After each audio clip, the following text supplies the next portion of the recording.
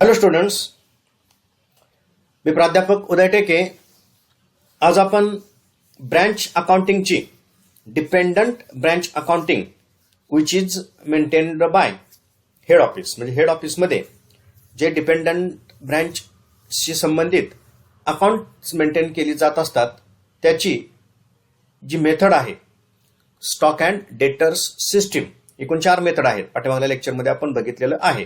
Debtors system, then stock and debtor system, then profit and loss account system, and then wholesale branch system.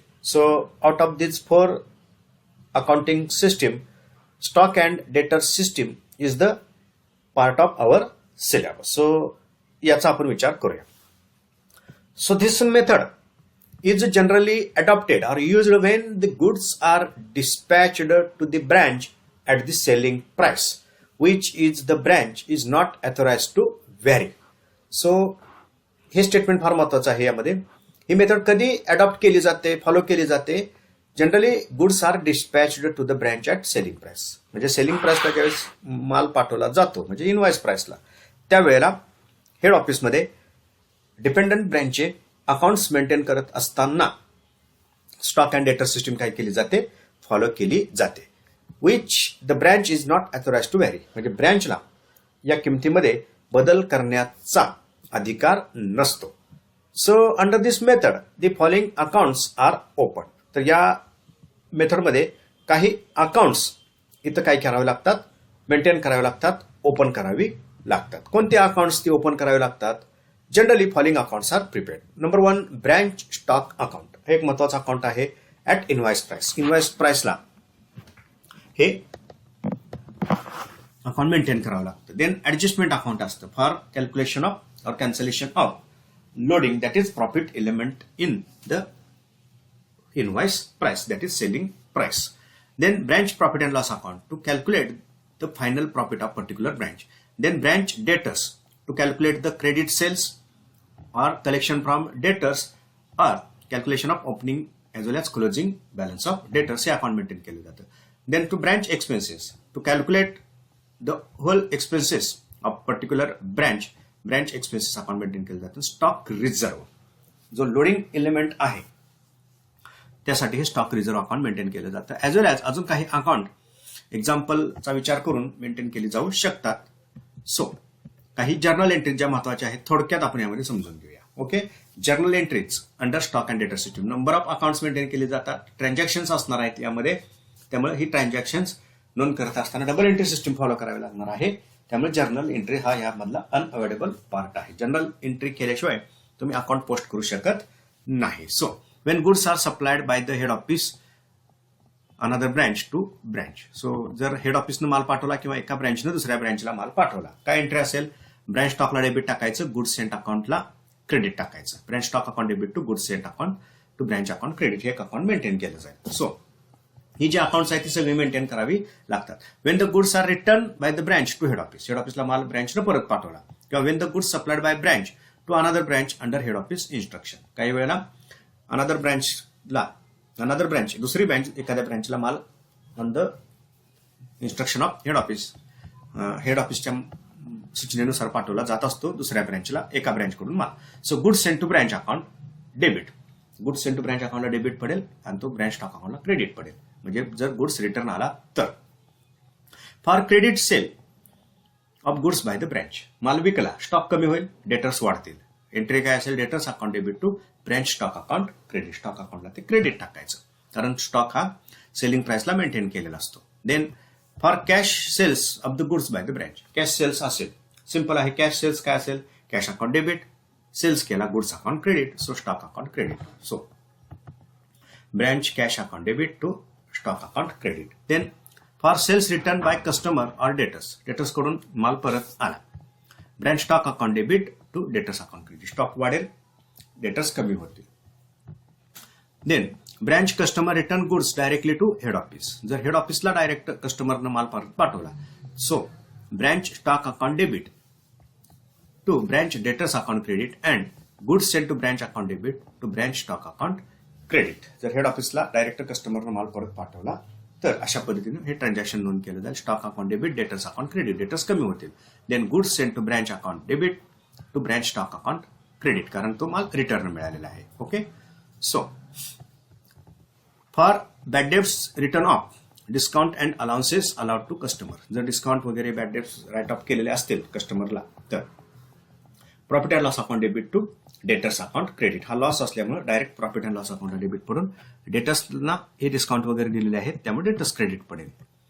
Then to record abnormal loss of stock due to abnormal factor such as fire, flood, theft, accident, poor packaging etcetera. जे abnormal loss आहे त्याचं recording कसं होईल? Branch adjustment account debit, branch profit and loss account debit to branch stock account credit. Loss झाल्यामुळे stock कमी होईल, दोन account debit पडतील, ॲडजस्टमेंट अकाउंट डेबिट पडेल. लोडिंग एलिमेंट जो असतो प्रॉफिट एलिमेंटनं, आणि जो कॉस्ट एलिमेंट आहे त्या स्टॉकचा तो प्रॉफिट अँड लॉस अकाउंटला डेबिट पडेल. हे कसं कॅल्क्युलेट करायचं त्याचं एक मॅथमॅटिकल इक्वेशन असतं प्रॉब्लेम सॉल्व्ह करताना, आपण ते बघू. सो जो लोडिंग एलिमेंट आहे म्हणजे प्रॉफिट एलिमेंट जो आहे तो ऍडजस्टमेंटला डेबिट होईल आणि cost element profit and loss अकाउंटला डेबिट होईल आणि स्टॉक अकाउंटला ते क्रेडिट होईल, कारण स्टॉक हे इनवॉइस प्राइसनं मेंटेन केलेलं असतं. To record normal loss of stock due to the inherent quality of the product such as evaporation etcetera. जे नॉर्मल लॉस आहे जो अवॉइड करता येत नाही, जे प्रॉडक्टचं नेचर असतं, स्टॉकचं नेचर असतं, त्यामुळं हा नॉर्मल लॉस होत असतो. सो ब्रँच ऍडजस्टमेंटला ती अमाऊंट फुल डेबिट टाकायची, स्टॉक अकाउंटला क्रेडिट पडेल. Then agreed allowance to customer at selling price already taken while invoicing. So जो अग्रीड अलाउन्स आहे कस्टमरला दिलेला at selling price already taken while invoicing. So branch adjustment account debit to stock account credit, direct ऍडजस्टमेंटला debit टाकून stock अकाउंटला credit टाकायचं. हे transaction काय आपल्याला जास्त उदाहरणामध्ये येणार नाही. टू रेकॉर्ड सरप्लस, जर सरप्लस दिसत असेल स्टॉक अकाउंटला, सो सरप्लसमुळे स्टॉक वाढेल, stock account debit to branch adjustment account credit. Surplus असेल तर स्टॉक अकाउंटला डेबिट टाकून ब्रँच ऍडजस्टमेंट अकाउंटला क्रेडिट टाकायचं. देन जे शॉर्टेज आहे, माल जर कमी पडत असेल, स्टॉक अकाउंट क्लोज करत असताना हे सरप्लस आणि शॉर्टेज इंडिकेट होत असतात बॅलन्सिंग करत असताना. सो जे शॉर्टेज आहे ऍडजस्टमेंट अकाउंटला डेबिट, प्रॉफिट अँड लॉस अकाउंटला डेबिट आणि स्टॉक अकाउंटला क्रेडिट. हा लॉस असल्यामुळे स्टॉक कमी होईल, शॉर्टेजमुळे स्टॉक कमी होईल. जो प्रॉफिट एलिमेंट आहे लोडिंग ते ऍडजस्टमेंटला डेबिट पडेल आणि ब्रँच प्रॉफिट अँड लॉस अकाउंटला कॉस्टचा जो भाग आहे तो डेबिट पडेल. Then when goods supplied by the head office but not received by the branch. Head ऑफिसनं माल पाठवलेला आहे but not received by the branch, ब्रँचला तो माल पोचलेला नाही, मिळालेला नाही. Then entry goods in transit, तो गुड्स इन ट्रान्झिट दिसेल आणि ब्रँच अकाउंटला, ब्रँच स्टॉक अकाउंटला तो क्रेडिट दिसेल. Okay.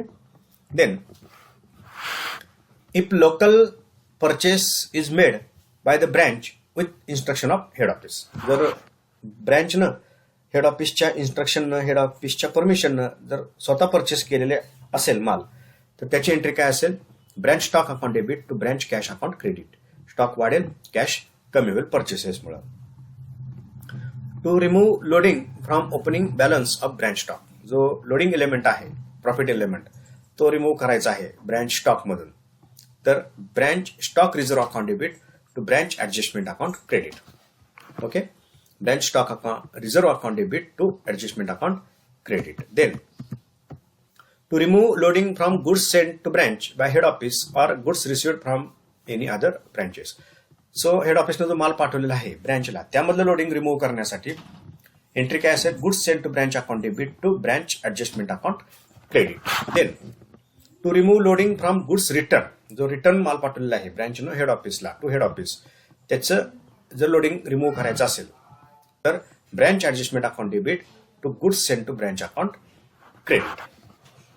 Then to remove loading from closing balance of branch stock, जो ब्रँच स्टॉकचा क्लोजिंग बॅलन्स आहे त्यातून रिमूव्ह जर लोड करायचा असेल तर branch adjustment account debit to branch stock reserve account credit अशी त्याची एंट्री असेल. Then to record gross profit of loss of the branch, जो ग्रॉस प्रॉफिट ग्रॉस लॉस आहे तो कसा रेकॉर्ड करायचा? If there is gross profit from the branch. Gross profit जर असेल, आता हा ग्रॉस प्रॉफिट कुठे इंडिकेट होतो हे समजून घ्या. इथं ट्रेडिंग अकाउंट तयार केलेलं नाही, मग ग्रॉस प्रॉफिट कसा? ब्रँच ऍडजस्टमेंट अकाउंटचं बॅलन्सिंग केल्यानंतर जो बॅलन्सिंग अमाऊंट दिसेल तो ग्रॉस प्रॉफिट किंवा ग्रॉस लॉस असेल. सो ग्रॉस प्रॉफिट कुठे इंडिकेट होईल? ब्रँच ऍडजस्टमेंट अकाउंटला. सो एंट्री काय? जर प्रॉफिट असेल ब्रँच ऍडजस्टमेंट अकाउंट डेबिट, म्हणजे ऍडजस्टमेंट अकाउंटच्या क्रेडिट साईडची टोटल जास्त असेल. Branch adjustment account debit to branch profit and loss account credit, तो ब्रँच प्रॉफिट अँड लॉस अकाउंटला ट्रान्सफर करायचा. इफ देअर इज लॉस असेल तर तो ऍडजस्टमेंट अकाउंटची डेबिट बाजू जास्त असेल, मग तो काय करावा लागेल? लॉस असेल तर प्रॉफिट अँड लॉस अकाउंटला डेबिट टाकून ब्रँच ऍडजस्टमेंट अकाउंटला तो क्रेडिट करावा लागेल. Then to record branch expenses, जे एक्सपेन्सेस आहेत ब्रँचचे सेपरेट एक्सपेन्सेस अकाउंट मेंटेन केलेलं असतं, त्या एक्सपेन्सेस अकाउंटला डेबिट पडलेलं असेल. आता हे एक्सपेन्सेस प्रॉफिट अँड लॉस अकाउंटला ट्रान्सफर करायचे असतात. So branch profit and loss account debit to particular branch expenses account credit. Then to record net profit और net loss of the branch, जो नेट प्रॉफिट किंवा नेट लॉस आहे ब्रँचचा तो record करण्यासाठी if there is a net profit from the branch, तर net profit कुठे indicate होईल? प्रॉफिट अँड लॉस अकाउंट जे तयार केलेलं आहे ते branch profit and loss account debit to कुठे ट्रान्सफर करायचा? हा to general profit and loss account, म्हणजे पूर्ण व्यवसाय संस्थेचं जे एकत्रित तयार केलेलं असेल तिकडे ट्रान्सफर करायचा. आणि जर लॉस असेल, if there is a net loss, branch profit and loss अकाउंटची डेबिट टोटल जास्त असेल, क्रेडिट कमी असेल, net loss, general profit and loss अकाउंटला तो डेबिट पडेल मग व्यवसाय संस्थेच्या, आणि ब्रँच प्रॉफिट अँड लॉस अकाउंटला तो क्रेडिट करावा लागेल. Then when the balance in goods send to branch account, जो बॅलन्स आहे गुड्स सेंड टू ब्रँच अकाउंटला, गुड्सशी संबंधित जे ट्रान्झॅक्शन आहेत, गुड्स रिटर्न, गुड्स सेंड, तो जो बॅलन्स असतो तो ट्रेडिंग अकाउंटला किंवा परचेस अकाउंटला ट्रान्सफर करायचा असतो. Branch account is transfer to trading account और purchase account. So goods send to branch account debit to purchase account और टू ट्रेडिंग अकाउंट, अशा काही एंट्रीज यामध्ये कराव्या लागतात. या एंट्रीज पुन्हा एकदा समजून घेतल्या तर त्या एंट्रीज समजून येत असतात. आता जो फॉर्मॅट आहे ब्रँच स्टॉक अकाउंटचा तो थोडक्यात इथं समजून घ्या. It is summary of stock and it always prepaid at invoice price. मी सांगितलं इनव्हॉइस प्राइस ना ही समरी स्टॉक आहे, स्टॉकची समरी असते इनव्हॉइस प्राइस नाही. If any item of branch stock account is given at cost price it must be converted in to invoice price. जर stock हा cost प्राइसने दिलेला असेल तो must be converted in to invoice प्राइसमध्ये तो कन्वर्ट करायचा and then recorded in branch stock account. Certain times in branch stock account there may be a surplus or shortage, it will be balancing figure.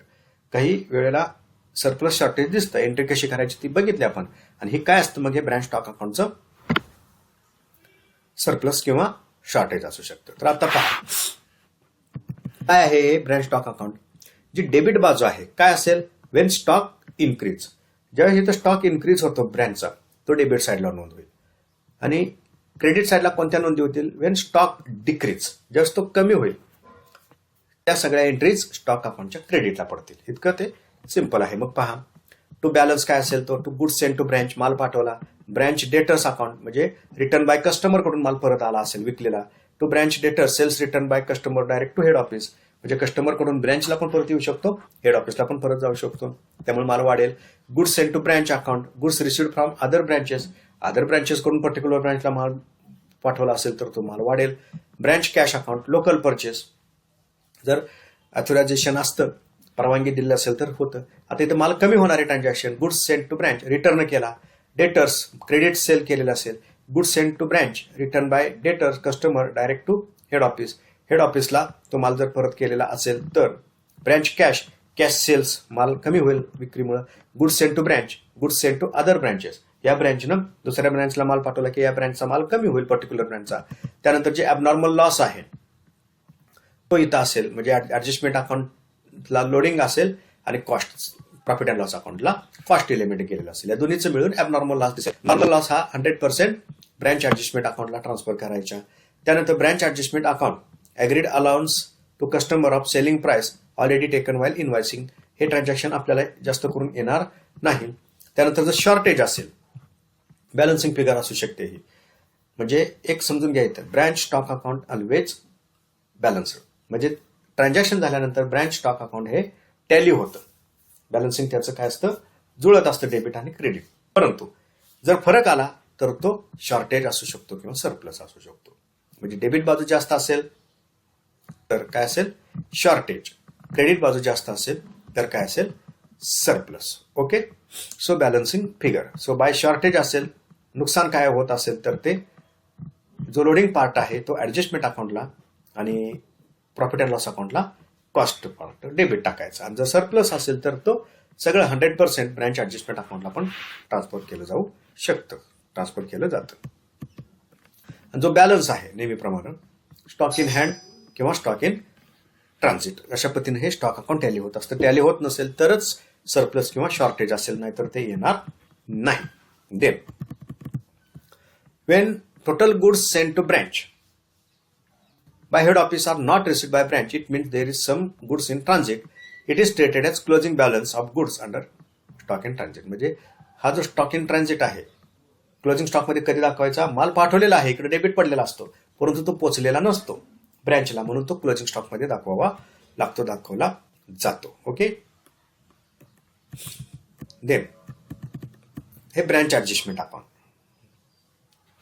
इथं gross profit calculate होत असतो. It is prepare to find out gross profit of particular branch.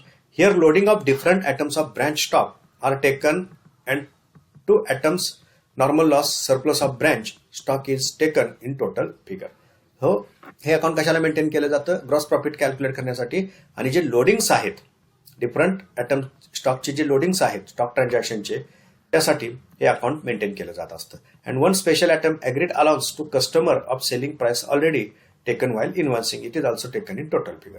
परंतु हे जे agreed allowance to customer of selling price already taken while invoicing, हा item आपल्याला जास्त करून येणार नाही. सो ऍडजस्टमेंट अकाउंट कसं दिसेल? Good send to branch, loading फक्त असेल, जो माल पाठवला. Stock reserve, loading opening stock मधलं loading. Then to good send to branch, loading on good send to head office directly by customer. कस्टमरला हेड ऑफिसला जर ते पाठवलेलं असेल तर. डबल एंट्री ट्रान्झॅक्शन जर केलं, ऑटोमॅटिक हे अकाउंट काय होतात? रेकॉर्ड होतात आणि टॅली पण होतात. Then good send to branch account, कधी हे डेबिट पडते पहा इथं लोडिंगला, loading on good send to other branch, या ब्रँचनं दुसऱ्या ब्रँचला माल पाठवलेला असेल तर. Then branch stock account, loading on abnormal loss, abnormal लॉसवरचं loading. Then branch stock account, जो नॉर्मल लॉस असेल तो. Then to branch stock account agreed allowance, हा आयटम येणार नाहीच. Branch stock account, loading on shortage, shortage मधलं जे loading आहे ते इथं डेबिट पडेल, फक्त loading. Stock reserve account, loading on closing stock, closing stock मधलं लोडिंग. आणि प्रॉफिट अँड लॉस अकाउंट, जो ग्रॉस प्रॉफिट असेल तर. इथं क्रेडिट बाजू जास्त आली तर क्रेडिटला काय असेल? स्टॉक रिझर्व्ह, ओपनिंग स्टॉक मधलं loading. Then goods send to branch, loading on goods send to branch by head office, head ऑफिसनं जो ब्रँचला माल पाठवला त्यावरचं loading. Then goods send to branch, loading on goods received from other branches, इतर branches कडून माल मिळाले असेल तर त्यावरचं लोडिंग. ब्रँच स्टॉक, जो सरप्लस असेल तर. अशा पद्धतीने हे अकाउंट काय केलं जातं? मेंटेन केलं जातं. आणि जर डेबिट बाजू जास्त असेल तर लॉस असेल तो क्रेडिट साईडला नोंद केला जाईल, प्रॉफिट अँड लॉस अकाउंटला डेबिट टाकला जाईल. वर आपण एंट्रीज बघितलेल्या आहेत. हे branch profit and loss account format, simple format. इथं क्रेडिट साईडला काय असेल? ग्रॉस प्रॉफिट येईल. इन्शुरन्स कंपनी अकाउंट, इन्शुरन्स जर लॉस वगैरे इन्शुरन्स कंपनीकडून मिळालेला असेल तर. डेबिटला काय असेल? ऍडजस्टमेंट अकाउंट, लॉस असेल तर. Branch stock account, cost portion of abnormal loss. Branch stock account, cost portion of shortage. Then branch debtors, bad debt discount वगैरे जर दिलेले असतील तर direct profit and loss account येतात. त्यानंतर जे एक्सपेन्सेस आहेत, एक्सपेन्सेस अकाउंट तिकडे डेबिट पडलेलं असतं, ते क्लोज होईल आणि सगळे एक्सपेन्सेस प्रॉफिट अँड लॉस अकाउंटला डेबिट पडते. ब्रँच एक्सपेन्सेस कोणतेही असतील ते, salary, wedges, expenses account maintain केलं जाऊन सगळे एक्सपेन्सेस इथं ट्रान्सफर होतील. जर डेप्रिशिएशन आहे फिक्स्ड असेटवरचं आणि ही बाजू जर जास्त आली म्हणजे क्रेडिट, तर प्रॉफिट तो प्रॉफिट अँड लॉस अकाउंटला ट्रान्सफर होईल. जर डेबिट बाजू जास्त आली ब्रँच प्रॉफिट लॉस अकाउंटची, तर तो loss general profit and loss अकाउंटला ट्रान्सफर केला जाईल. अशा पद्धतीने हे profit and loss account maintain केलं जातं. ओके. हे स्टॉक रिझर्व्ह अकाउंट, जो लोडिंगचा पार्ट आहे तो. ब्रँच ऍडजस्टमेंट अकाउंट, डेबिट पडेल स्टॉक रिझर्व्ह, कशानं? Loading on opening stock. त्यानंतर बॅलन्स जो आहे स्टॉक रिझर्व्हचा, closing balance of stock reserve. Okay. इथं बॅलन्स जो आहे तो opening balance of stock reserve काय असेल तो. आणि branch adjustment, loading on closing stock. म्हणजे इथं फक्त ओपनिंग आणि क्लोजिंग स्टॉकचं जे लोडिंग आहे ते ऍडजस्ट होईल आणि बॅलन्स काय होतो? कॅरी फॉरवर्ड होतो, ऍज वेल एज तो ब्रॉड फॉरवर्ड होत असतो. हा फॉर्मॅट आहे ब्रँच एक्सपेन्सेस अकाउंटचा. सगळे जे एक्सपेन्सेस आहेत ते ब्रँच एक्सपेन्सेस अकाउंटला डेबिट पडतील, कॅश अकाउंटला ते क्रेडिट पडतील. म्हणून expenses account debit to branch cash. आणि हे सगळं कुठं ट्रान्सफर होईल? प्रॉफिट अँड लॉस अकाउंटला ट्रान्सफर होईल. कधी कधी ते ब्रँच ऍडजस्टमेंट अकाउंटला पण ट्रान्सफर केलं जाऊ शकतं. जनरली ते प्रॉफिट अँड लॉस अकाउंटला ट्रान्सफर केलं जात असतं. तर अशा पद्धतीनं हे स्टॉक अँड डेटर सिस्टीम अंतर्गत अकाउंट्स मेंटेन केले जात असतात. आणि काही ज्या महत्वाच्या जर्नल एंट्रीज आहेत त्याची आपण काय केलेली आहे? चर्चा केलेली आहे. जर कमिशनचा विचार केला, कॅल्क्युलेशन मॅनेजर्स कमिशन पेबल. जर मॅनेजरला कमिशन द्यायचं असेल, जनरली हे पण ट्रान्झॅक्शन TYB मध्ये जास्त येत नाहीये, तरी पण कमिशनची कन्सेप्ट आणि ते कॅल्क्युलेशन कसं केलं जातं ते पाहू. In case if manager is allowed commission on the net profit before charging such commission. म्हणजे कमिशन चार्ज करण्याच्या अगोदरचा जो नेट प्रॉफिट आहे त्याच्यावर जर कमिशन द्यायचं असेल तर ते कमिशन कसं कॅल्क्युलेट केलं जाईल? Net profit before charging such commission तो विचारात घेतला जाईल. आणि मल्टिप्लाय ह्या फ्रॅक्शन पर्सेंटेज ऑफ कमिशन म्हणजे 100 डिवाइड केलं जाईल आणि पर्सेंटेजनं कमिशनच्या पर्सेंटेजनं मल्टिप्लाय केलं जाईल. केस जी 2 आहे, if manager is allowed commission on net profit after charging such commission. After charging such commission जो नेट प्रॉफिट आहे त्याच्यावर कमिशन द्यायचं असेल तर ते कसं केलं जाईल? Commission is equal to net profit before charging such commission divided by 100 plus rate of commission. Divided by 100 plus rate of commission. म्हणजे हा जो नेट प्रॉफिट आहे तो कसा आहे? कमिशन सह नेट प्रॉफिट आहे. म्हणून 100 plus rate of commission into percentage of commission. Automatically after charging commission जो नेट प्रॉफिट येतो त्याच्या पर्सेंटेजमध्येच हे कमिशन कॅल्क्युलेट दिसेल. So calculation of net profit before charging such commission, sum of credit side minus all items of debit side. म्हणजे profit and loss अकाउंटचे सगळे debit साइडचे item minus करायचे कशामधून? क्रेडिट साइडची जी टोटल आहे त्याच्यामधून ते काय करायचे? मायनस करायचे. तर अशा पद्धतीनं या stock and debtor system through काय केले जातात? अकाउंट्स मेंटेन केली जात असतात. 1-2 उदाहरण आपण चर्चेला घेऊ, त्यामधून ही सिस्टीम नेमकी कशी ऑपरेट होते, कशी अकाउंट्स मेंटेन केली जातात हे लक्षात येईल.